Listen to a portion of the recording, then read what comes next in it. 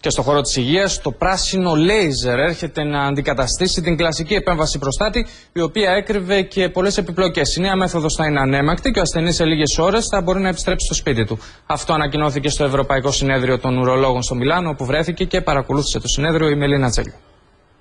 Το λέιζερ σε χρώμα πράσινο αυτή τη φορά αλλάζει τα ιατρικά δεδομένα, επιστρατεύοντας με επιτυχία την τεχνολογία για την αντιμετώπιση της υπερτροφίας του προστάτη. Ο Ισπανός ουρολόγος ανακοίνωσε τα αποτελέσματα αυτής της μεθόδου στο Συνέδριο των Ευρωπαίων Ουρολόγων στην Ιταλία. Το λέιζερ είναι μια μορφή.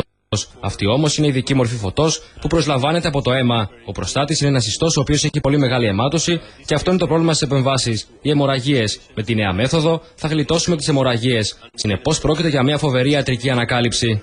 Αυτή η μέθοδος αντιμετώπισης της υπερπλασίας του προστάτη έχει ήδη εφαρμοστεί σε περισσότερους από 3.000 ασθενείς σε 1.600 ιατρικά κέντρα σε όλο τον κόσμο. Σημαντικές ήταν οι ανακοινώσεις των ουρολόγων της Ευρώπης στο 23ο συνέδριό τους που έγινε εδώ στο Μιλάνο και για την αντιμετώπιση πιο επιθετικών καρκίνων του προστάτη, συνδυάζοντας διάφορες θεραπείες. Ο καρκίνος του προστάτη είναι ο πιο συχνός καρκίνος στον άντρα.